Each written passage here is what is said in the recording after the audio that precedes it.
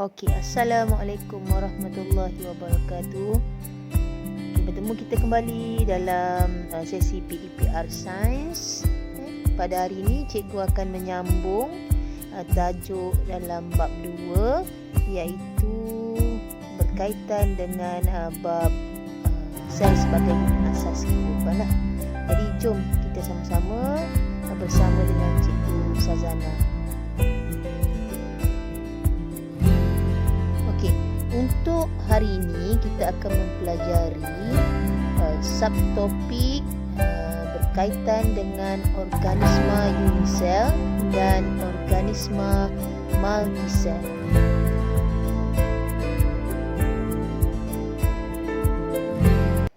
Baik, apakah organisma unisel? Kita tengok dulu organisma unisel. Organisma unisel bermaksud organisma yang terdiri daripada satu sel sahaja. Tolong ingat ya, uni itu bermaksud satu sel sahaja. Contoh organisma unisel adalah ameba. Kita ada paramecium. Kita ada Chlamydomonas. Itu ejaan dalam bahasa Inggeris tu. Nanti murid-murid bolehlah melihat ejaan yang betul dalam buku teks. Kita ada juga organisma unisel yang dinamakan sebagai yeast. Ini adalah yeast. Seterusnya kita ada lagi satu contoh organisma unisel iaitu Euglena. Baik, ameba dan paramecium, kedua-dua organisma ini, ameba dan paramecium, kedua-duanya adalah organisma haiwan unisel. Kedua-dua ini adalah haiwan. Manakala Chlamydomonas dan yeast ini adalah tumbuh-tumbuhan unisel. Tumbuh-tumbuhan unisel. Manakala Euglena adalah organisma unisel yang sangat istimewa. Kerana apa? Sila lihat kepada penerangan ini. Euglena mempunyai ciri-ciri tumbuhan dan haiwan. Di mana Euglena boleh membuat makanannya sendiri dengan kehadiran cahaya matahari. Dan juga kalau dia bertindak sebagai tumbuhan, dia bergerak seperti haiwan. Baik, itu 5 contoh organisma unisel. Kita tengok seterusnya organisma multisel. Multi bermaksud banyak. Multi bermaksud banyak. Kita tengok maksud dia dahulu. Organisma multisel adalah organisma yang terdiri daripada lebih dari satu sel. Ataupun istilahnya tadi adalah banyak sel. Okey. Contoh organisma multisel adalah kita ada Hydra, kita ada Mucor, kita ada Spirogyra. Hydra adalah haiwan multisel. Manakala Mucor dan Spirogyra kedua-duanya adalah tumbuhan multisel. Okey. Seterusnya, organisma multisel juga terdiri daripada kita. Kita ini adalah organisma multisel, manusia ya. Haiwan juga, haiwan yang lebih besar seperti mamalia, reptilia, amfibia. Itu adalah multisel, dan juga tumbuh-tumbuhan juga adalah multisel. Baik. Jadi ada 3 contoh yang diberikan di sini organisma multisel yang terdiri daripada organisma kecil lah, iaitu Hydra, Mucor dan Spirogyra, dan organisma multisel di peringkat yang lebih besar lah, iaitu manusia, haiwan dan juga tumbuh-tumbuhan.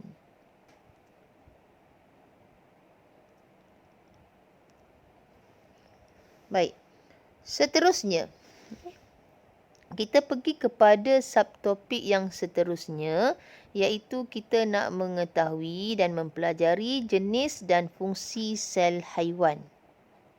Di mana kita ambil contoh manusia lah, sebab manusia ni terdiri daripada sel haiwan. Kita ada berapa jenis sel yang ada dalam badan kita. Ada banyak, dan di antaranya adalah yang pertama, sel haiwan terdiri daripada sel epitelium. Sel epitelium ini adalah sel kulit, di mana membentuk lapisan yang melindungi organ badan.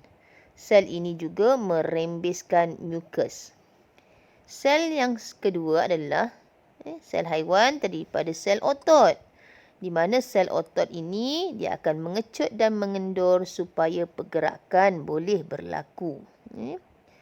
Sel yang seterusnya adalah sel pembiakan. Sel pembiakan bagi haiwan, kita ada sel sperma yang membawa maklumat genetik lelaki, manakala sel ovum membawa maklumat genetik perempuan. Okey, sel haiwan yang seterusnya adalah kita terdiri daripada sel saraf, di mana dalam badan kita terdiri banyak saraf yang membawa maklumat dalam bentuk impuls ke seluruh badan. Fungsi sel saraf ini membawa maklumat ke seluruh badan. Ini rupa bentuk sel saraf. Okey. Seterusnya, kita ada sel darah merah. Di mana fungsi utama sel darah merah ini adalah untuk mengangkut oksigen dan karbon dioksida keluar dan masuklah daripada badan kita. Okey, seterusnya kita juga ada sel darah putih, di mana sel darah putih ini bertindaklah untuk memusnahkan partikel atau benda-benda asing yang memasuki badan lah. Seolah-olah sel darah putih ini bertindak sebagai doktor lah dalam badan kita. Baik, itu ada 6 sel yang ada dalam badan kita lah. Ada banyak lagi sel, cuma anak-anak dalam tajuk ini, inilah beberapa contoh sel yang perlu, sel haiwan yang perlu murid-murid ketahui lah. Baik, yang seterusnya, okey, kita lihat pula sel-sel yang ada pada tumbuh-tumbuhan. Apa dia sel-sel yang ada pada tumbuhan? Kita ada sel epidermis, sama macam manusia juga tadi. Cuma manusia, sel haiwannya adalah kita ada sel epitelium. Sel tumbuhan dia ada sel epidermis. Baik, sel tumbuhan yang kedua ada sel palisad. Dan kita ada juga sel pengawal pada sel tumbuhan. Last sekali, pada sel tumbuhan juga ada sel rerambut akar. Jom kita lihat satu persatu. Baik, ini adalah fungsi bagi setiap sel yang ada pada sel tumbuhan itulah. Okey. Di mana sel epidermis berfungsi untuk mengurangkan kehilangan air dan membolehkan pertukaran gas dan penyerapan air serta nutrien. Ini adalah sel epidermisnya. Sel palisad pula mengandungi klorofil untuk menyerap cahaya dan menjalankan proses fotosintesis. Ini adalah sel palisad. Sel yang seterusnya adalah sel pengawal. Ini ada lubang kat sini kecil ni satu ni. Ni. Itu adalah sel pengawal. Apa fungsi sel pengawal? Sel pengawal berfungsi membenarkan stoma untuk buka atau tutup lah, bergantung pada situasi persekitaran. Sama ada pada siang hari stoma biasanya akan terbuka untuk menjalankan proses fotosintesis, dan stoma pula akan tertutup pada malam hari atau semasa tumbuhan kehilangan banyak air pada hari yang panas. Jadi sel pengawal ini untuk mengawal pembukaan dan penutupan stoma lah. Okey. Sel yang terakhir yang ada pada sel tumbuhan adalah sel rerambut akar lah, di mana ia berada pada bahagian akar ini. Fungsi utama sel rambut akar untuk menyerap lebih banyak air dan nutrien dari tanah lah. Okey anak-anak. Seterusnya, ini kita tengok secara lebih dekat lah. Ini sel epidermis. Gambaran sel epidermis tumbuh-tumbuhan lah. Okey. Ini penerangan sebagaimana yang telah cikgu terangkan tadi juga. Ini adalah sel palisad. Ini adalah sel pengawal. Dia mengawal bukaan dan penutupan stoma.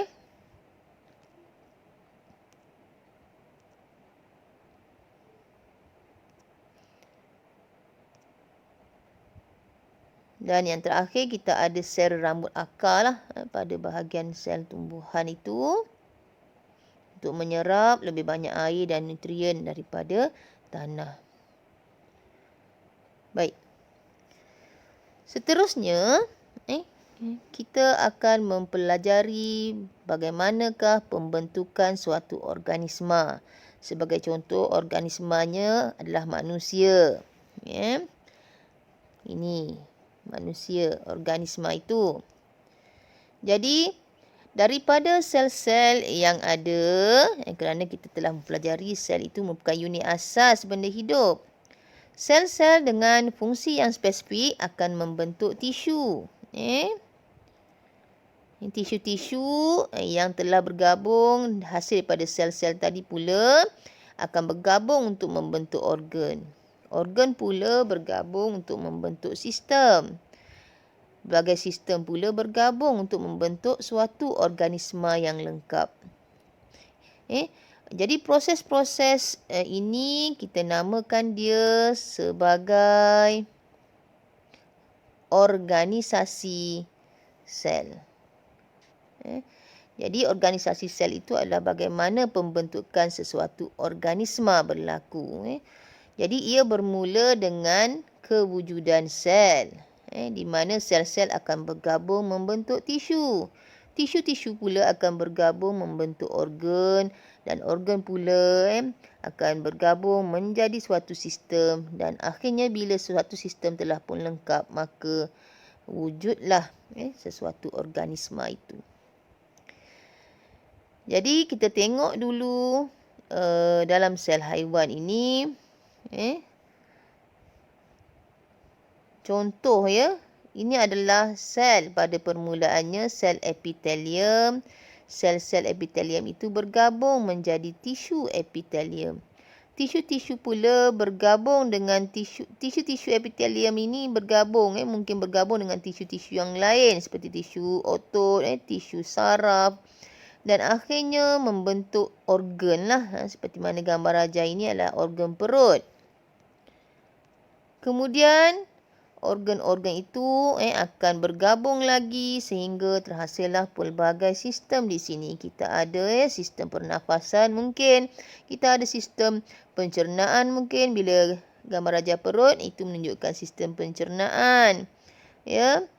Jadi ada pelbagai sistem yang lengkap, maka wujudlah organisma.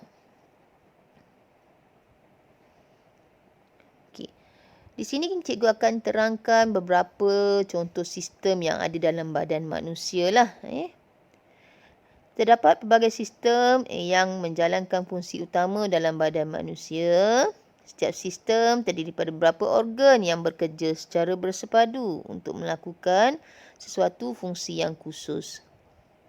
Fungsi semua sistem mesti berkoordinasi supaya manusia dapat hidup dengan sempurna. Okey, baik, kita tengok sistem yang pertama yang ada pada manusia. Kita ada sistem perkumuhan. Kalau anak-anak tengok gambar raja yang menunjukkan peparu, ginjal dan kulit, inilah yang ditunjukkan sebagai sistem perkumuhan. Apa yang dikumuhkan oleh peparu? Perkumuhan ini adalah maksudnya benda yang kita buang daripada badan kita. Peparu menyingkirkan oksigen dan karbon dioksida, ya.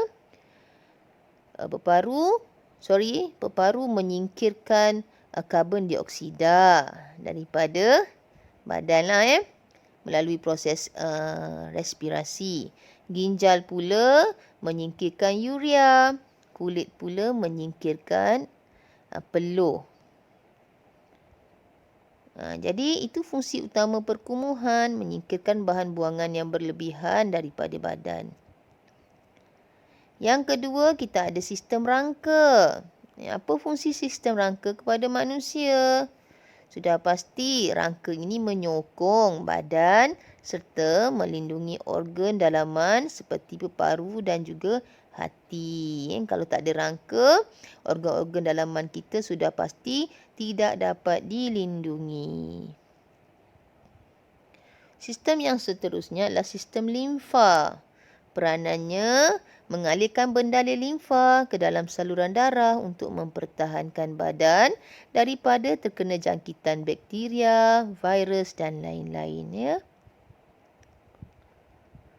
Okey, seterusnya kita tengok, kita ada juga pada manusia, kita ada sistem pencernaan. Sistem pencernaan ini adalah satu sistem untuk memecahkan bahan makanan yang kita makan dalam bentuk yang kompleks, ya, kepada bahan makanan yang lebih ringkas untuk membolehkan penyerapan makanan berlaku di dalam badan kita bagi menghasilkan tenaga. Jadi bila anak-anak melihat, murid-murid melihat mulut, esophagus, perut, usus kecil, usus besar, inilah merupakan sistem pencernaan kita. Okey, sistem yang seterusnya yang ada pada manusia, kita ada sistem otot. Di mana otot-otot kita, ya?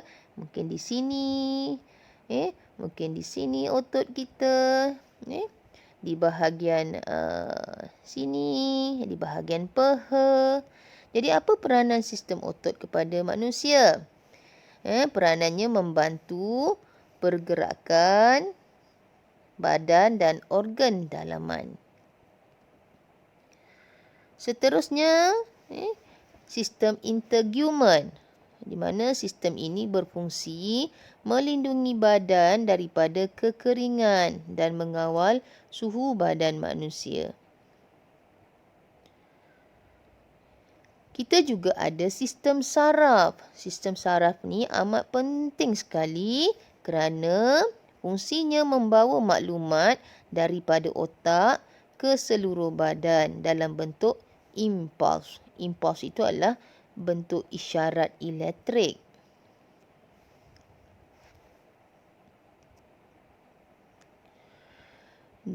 Kita juga ada sistem peredaran darah. Sistem ini sangatlah penting kerana fungsi utamanya adalah mengangkut oksigen, nutrien dan hormon yang diperlukan ke seluruh bahagian badan.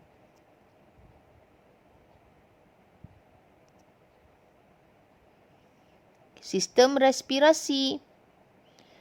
Hidung, peparu merupakan dua organ yang terlibat dalam sistem respirasi.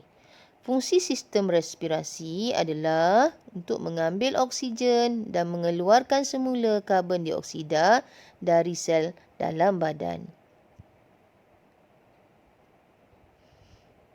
Sistem yang seterusnya, kita ada sistem endokrin. Fungsinya menghasilkan hormon untuk menyelaraskan tindak balas dalam badan. Endokrin ini dia berkait rapat dengan hormon, ya. Dan ini adalah contoh sistem endokrin manusia. Seterusnya, sistem yang penting juga kepada manusia adalah sistem pembiakan. Kerana apa fungsinya? Menghasilkan sperma dan ovum untuk pembentukan zuriat. Okey.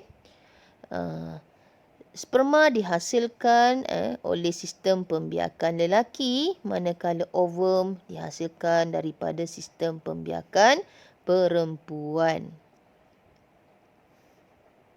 Baik, jadi itu sahaja beberapa subtopik yang telah kita pelajari. Cikgu ingin membuat sedikit rumusan tentang apa yang kita pelajari hari ini, di mana rumusan yang pertama tentang subtopik yang pertama yang cikgu ajar, iaitu hari ini murid-murid telah pun mempelajari organisma unisel dan organisma multisel. Yang kedua, murid-murid juga telah mempelajari jenis dan fungsi sel-sel yang terdapat dalam haiwan dan tumbuhan. Kita ada dalam sel haiwan, kita ada sel otot, sel epitelium, sel saraf, kita ada sel darah merah, kita ada sel pembiakan.